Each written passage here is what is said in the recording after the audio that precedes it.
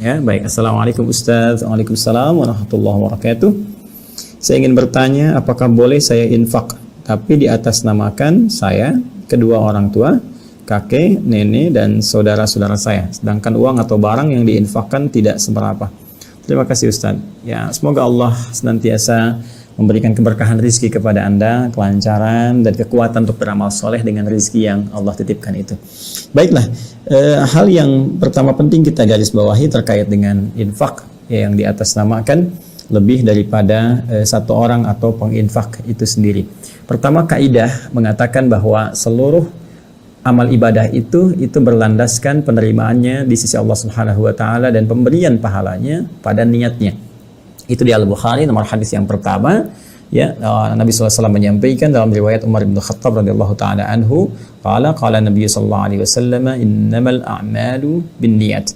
Ya, sungguh seluruh amal perbuatan aktivitas seorang hamba itu dibatasi. Ya, dibatasi feedbacknya, bahkan pemberian pahalanya berdasarkan niatnya.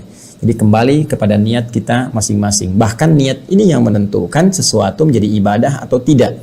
Ingat baik-baik. Sedangkan saat kita meniatkan, menunjukkan ibadah itu dilakukan karena Allah Subhanahu wa taala, ini yang menjadi dasar persoalannya. Apakah boleh kemudian itu diniatkan di atas namakan lebih daripada satu orang dari yang berbuat juga menyertakan orang-orang lain di sekitarannya.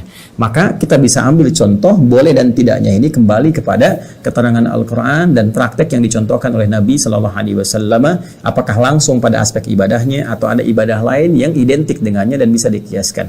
Di antaranya kita bisa temukan dalam perbuatan Nabi Sallallahu Alaihi Wasallam. Misalnya kita ambil contoh dalam perbuatan kurbannya Nabi Sallallahu Alaihi Wasallam. Ya, ada di Abu Dawud nomor hadis 2810. Ya, ketika Nabi saat akan menyembelih itu mengatakan, Allahumma hadza anni wa amman lam yudahhi min ummati. Atau kadang beliau berkata, Allahumma taqabbal hadza min Muhammad wa ali Muhammad wa ummat Muhammad Sallallahu Alaihi Wasallam. Ya, beliau menyampaikan, ya Allah, mohon terima ini kurban dari saya. Ya, dan juga dari umatku yang belum sempat berkurban, yang tidak punya kemampuan berkurban. Ya, atau kadang-kala beliau mengatakan, ya Allah, mohon terima ini kurban dari saya, dari keluarga besar saya Muhammad sallallahu alaihi wasallam, dan dari umatku yang tidak punya kemampuan untuk berkurban. Jadi Nabi berkurban dengan satu atau beberapa hewan tertentu, ya, tapi di atas namakan bukan hanya untuk dirinya saja. Ya, tapi juga untuk keluarga besarnya, juga untuk umatnya yang belum sempat berkorban, ya, selama hidupnya disertakan di situ. Sedangkan kurban ini teman-teman sekalian itu bagian dari sedekah dan nasnya jelas. Ya, di Al-Qur'an ada, di hadis ada, ya, bahkan di situ bisa mengikat terhadap orang yang punya kemampuan. Ya, bahkan di mazhab Hanafi itu bisa berhukum wajib, walaupun di mazhab Syafi'i dan jumhur ulama mengatakan itu sunnah. Ya, tapi nasnya dibenarkan. Ya, berkorban sebagai bagian dari amaliyah sedekah yang membenarkan iman kita. Sedangkan infak pun itu bagian dari sedekah. Ya, bagian kebaikan yang bisa berbagi dengan harta. Karena itu ada sebagian ulama yang meluaskan itu semua dengan kebolehan berinfak walaupun kita sertakan di situ untuk banyak niat. Ya, dalam arti melibatkan banyak orang. Karena itu ada di sini pendapat-pendapat ulama yang mengambil pada perbuatan tadi atau bahkan pada sabda Nabi Sallallahu Alaihi Wasallam, keterangan Nabi Sallallahu Alaihi Wasallam yang membolehkan seseorang kemudian berinfak atau bahkan berkurban, ya, berkurban yang diatasnamakan untuk orang tua yang telah wafat atau saudara yang telah tiada. Maka dari sini secara ringan bisa kita katakan bahwa boleh saja ada seseorang yang berinfak kemudian diatasnamakan bagi orang lain atau menyertakan orang lain, termasuk mungkin boleh jadi orang yang telah tiada yang tidak bersamanya saat ini. Ya, boleh bentuknya misalnya sedekah untuk misalnya wakaf mushaf, gitu kan? Sedekah misalnya untuk karpet masjid atau bikin tempat wudu dan sebagainya. Lalu saya niatkan ini misalnya untuk orang tua saya yang telah meninggal, itu sah-sah saja untuk dilakukan. Ada sebagian yang mengambil dalil Al-Quran, misalnya di Quran surah ke-53 An-Najm ayat 39, wa allaysa lil insani illa ma sa'a, dan tidaklah manusia memperoleh kecuali apa yang ia lakukan, ya, apa yang telah ia perbuat. Maksudnya ya pahalanya masing-masing, gitu kan. Jadi kalau dia infak ya untuk dirinya, tidak bisa diberikan kepada orang lain, gitu ya. Tapi menurut saya pengambilan dalil ini agak kurang sempurna. Ya, kenapa? Karena yang dimaksud dalam konteks ini adalah konteks pemberian pahala saat di akhirat. Jadi ketika sampai di akhirat ini, orang nggak bisa ngambil pahala orang lain, ini untuk pribadi-pribadinya saja. Tapi ketika di dunia dia bisa usahakan, ya mendapatkan pahala-pahala dimaksud termasuk menyertakan orang lain. Tapi kalau setelah meninggal dan di akhirat kemudian terjadi penghakiman Allah Subhanahu wa taala, maka kita tidak bisa mendapatkan bagian-bagian orang lain kecuali dari apa yang telah kita lakukan saat kita di dunia. Itu yang dimaksudkan. Ya, kecuali dalam kasus khusus. Apa itu kasus khusus yang dimaksudkan? Ya, kasus tentang kebangkrutan yang disebut dengan muflis. Ya, dalam hadis yang sahih di hadis Muslim dari riwayat sahabat Abu Hurairah radhiyallahu taala anhu, Nabi pernah menyampaikan kepada para sahabat ketika terjadi dialog ringan. Ya, kata Nabi, atadruna al-muflis, tahukah kalian orang yang bangkrut itu? Maka mereka berkata, ya Rasulullah, al-muflisu fina man la dirham lahu wa la mata'. Menurut kami orang yang bangkrut itu orang yang sudah tidak punya uang sedikit pun, tak ada aset ya 1 sen pun. Ya, jadi nggak ada uang 1 sen pun, nggak ada dirham 1 sen pun kata mereka, kemudian nggak ada aset sedikit pun. Ya, secara teori ekonomi itu benar. Tapi kata Nabi, ya, al-muflisu min ummati, orang bangkrut yang termasuk mengaku dalam golongan umatku itu, umat Nabi Muhammad SAW. Ingat, Nabi tidak mengatakan umatnya Musa, umatnya Isa alaihi wassalam, tapi mengatakan golongan umatku. Jadi ada orang yang mengaku menjadi bagian dari umat Nabi Muhammad, tapi dihukumi bangkrut oleh Rasulullah SAW. Dan kita berlindung kepada Allah dari keadaan demikian. Ya, siapa mereka? Ya'ti yaumal qiyamati bis-shalatin. Datang di hari kiamat dengan pahala salat yang telah mereka kerjakan saat di dunia. Wasyamin, mereka juga puasa. Wa zakatin, mereka berzakat dan seterusnya. Cuman sayang, wa ya'ti qasyatama hadza. Tapi mereka juga senang terbiasa mencela orang lain. Wa qadhafa hadza, menuduh orang lain. Ya, kemudian wa akala mala hadza, mengambil hak orang ya dengan cara tidak dibenarkan. Wa daraba hadza, senangnya berselisih. Ya, bahkan wasafaka dama hadza, ada yang menumpahkan darah. Maka yang terjadi, tu'khadhu hadza min hasanati wa hadza min hasanati. Jadi kalau ada orang kemudian salat, saat yang bersamaan dia mencela orang lain, ya, dan dia tidak mentaubati ini, tidak minta maaf dan bertobat kepada Allah, maka di akhirat berlaku pengadilan Allah Subhanahu wa taala. Ya, maka pahala salat yang telah ia kerjakan ini, teman-teman sekalian, akan dipindahkan kepada orang yang dicelanya tadi. Dipindahkan untuk menutup dosa celanya tadi.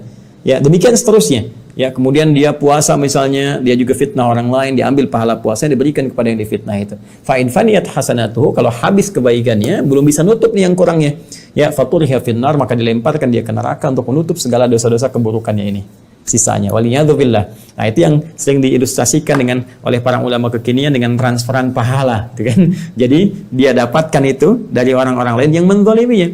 Ya, karena itu kalau ada orang-orang yang menzalimi, sepanjang kita bisa memaafkan, ya haknya terkait dengan kita yang tidak terkait dengan materi-materi tertentu misalnya yang kita perlukan, ya kita bisa maafkan dengan izin Allah Subhanahu wa taala, sekalipun orang itu tidak meminta maaf, kita bisa maafkan. Nah, pemaafan kita kepada orang itu tidak menghentikan proses hukum dia di hadapan Allah Subhanahu wa taala sepanjang dia belum minta maaf kepada kita dan bertobat dari dosanya. Ya, jelas ya. Tapi keuntungan bagi kita akan ditutup kita oleh Allah sehingga kita tidak sibuk memikirkan dia. Jadi dihilangkan dari kita memori-memori tentang dia, tentang kesibukan macam-macam. Kita bisa sibuk dengan aktivitas yang kita kerjakan. Sedangkan orang itu masih terkait berkelindan. Ya, sehingga bisa berpeluang menambah dosa-dosanya. Jadi tidak ada rugi memaafkan orang lain. Ya, sepanjang itu bisa kita kerjakan dan tidak ada hak adami seperti utang dan sebagainya. Ya, bukan berarti dimaafkan utang lunas gitu. Utang tetap terjadi ya dan harus dilunasi. Dalam konteks ketika kita belum menganggap itu terbayar. Kalau kita menganggap itu lunas, ya selesai. Gitu kan? Nah, itu kaidah tentang pemaafan ini ada di Quran surah ketiga Ali Imran ayat 134. Wala afina 'anil nas wallahu yuhibbul muhsinin. Dan Allah senang menyukai orang-orang berbuat baik, ya di antara mereka adalah orang yang gemar memaafkan kesalahan orang lain dalam konteks yang sifatnya langsung terkait dengan kita, terkait berkelindan, dan dengan itu kita akan ditutup urusannya dengan mereka. Ini yang dimaksudkan kita mendapatkan bagian dari transferan pahala. Tapi kita nggak bisa dapatkan misalnya seorang ayah dapat pahala sholat dari anak ya. Ya kalau sudah di akhirat tidak selesai. Ya kecuali saat di dunia ya dia mendidik anaknya dengan baik, dia ngajarin sholat anaknya, kan? Ngajarin puasa anaknya, diajarin semua, dan ketika dia meninggal anaknya mempraktekkan. Nah itu ketika dipraktekkan masih ada transferan pahala. Ya itu yang dimaksud di hadis Muslim. Ya kullu amali ibni Adam in qata sairu amali, setiap anak cucu Adam itu terputus semua amalnya illa min thalas, kecuali 3 hal. Jadi antara 3 hal itu apa? Ilmin yuntafa'u bihi, ya, ilmu yang bermanfaat. Waladin salihin yad'u lahu, ada anak soleh kemudian yang berdoa. Wa shadaqatin jariyatin, ya, dan sedekah jariyah. Ilmu yang bermanfaat orang tua ajarkan kepada anak. Karena itu saya sering katakan, tolong Al-Fatihah misalnya di anak diajarkan oleh orang tuanya. Awal sholat diajarkan. Nanti ketika anak itu masih hidup dan dia mengerjakan itu, dia sholat, dia baca Al-Fatihah, itu pahala masih mengalir walaupun ayah ibu wafat. Tapi ketika selesai, anak selesai, orang tua selesai, dikumpulkan di akhirat, wa allaisa lil insani illa ma sa'a. Itu maksudnya. Maka nggak bisa transfer-transferan lagi. Tidak ada didapatkan oleh manusia, bapaknya tetap mendapatkan, sudah selesai. Dengan selesainya kehidupan itu, selesai. Nggak ada transfer pahala lagi, nggak ada ngalir lagi, selesai pada saat itu. Ya, maka masing-masing dihisab berdasarkan apa yang telah dikumpulkan itu. Jadi kalau kehidupan sudah berakhir, maka wa allaisa lil insani illa ma sa'a. Jadi dia tidak bisa mendapatkan apapun bagi manusia hasil dari pekerjaannya kecuali apa yang telah dia lakukan itu. Selesai sampai di situ. Ya, kecuali berdasar tadi keterangan-keterangan yang dimaksudkan. Karena itu sepanjang kita masih hidup, masih kita punya peluang ya untuk bisa menambah pahala kita atau berbuat baik pada orang-orang sekitaran kita. Tadi dalam arti sepanjang saya masih bisa hidup, saya bisa bersedekah untuk niat orang tua misalnya yang telah meninggal dunia, atau bersedekah menyertakan keadaan orang tua kita. Ya, ini pendapat yang saya pilih, dan sekaligus kita menghormati juga jika ada yang berpedoman misalnya, oh ini nggak bisa, tetap untuk sendiri saja, kita hormati. Ya, tidak usah berselisih, yang penting masing-masing memiliki dalilnya. Dan dengan dalil itu kita berkeyakinan, dengan keyakinan itu Allah akan berikan balasan. Ya, kalau mau tahu lebih cepat ya meninggal nanti baru ketahuan gitu ya. Sesuai dengan waktu yang masing-masing. Wallahu taala alam bisawab. Jadi secara singkatnya saya katakan boleh.